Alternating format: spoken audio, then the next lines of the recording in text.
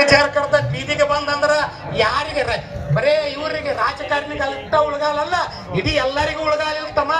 ಸುಮ್ಮ ಅಲ್ಲಿ ಕೂತ್ ಯಾಕೆ ವೇಸ್ಟ್ ಮಾಡ್ತೀರಿ?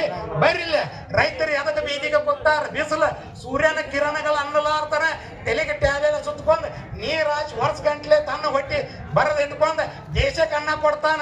ದೇರ್ ಕರ್ತಿವ್ರು ಅನ್ನ ಕೊಡ್ಲಿಕ್ಕಂದ್ರೆ ದೇಶಕ್ಕೆ ಬರಗಾಲ ಬೀಳ್ತೈತಿ.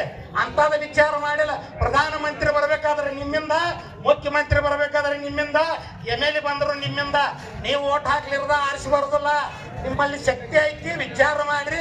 ಯಾರ ಬಗ್ಗೆ ತಲೆ ಕಡಿಸ್ಕೋಬೇಡ್ರಿ. ನಿಮಗ DC ಬರ್ಲಿ, ಅವ SP ಬರ್ಲಿ, ನಿಮಗೆ ನ್ಯಾಯವಾಗಿರತಕ್ಕಂತ 3,500 ರೂಪಾಯಿ ಘೋಷಣೆ ತಗೋಬೇಕು. ನಿನ್ನೆ ನಮ್ಮ ಗುರುಗಳು ಹೇಳ್ಯಾರ, ನೀವು ಮ್ಯಾಗಿಂತ್ರ ಬರ್ರಿ, ನಾವು ತೆಳಗಿಂತ್ರ ಬರ್ತಾನಂದಾರ.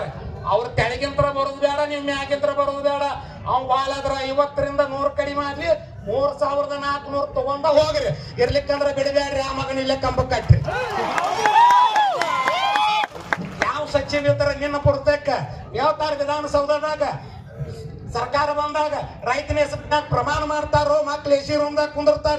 ಯಾವ ರೈತನ ಬಗ್ಗೆ ಬಂದು ಬಿಸಿಲಾಗ ಕೂತ್ ಒಂದು ಮನವಿ ತಗೊಂಡಿಲ್ಲ. ಯಾವ ಸಚಿವನ ಬಗ್ಗೆ ಬೇಡ, ಯಾವನ ಬಗ್ಗೆ ಬೇಡ.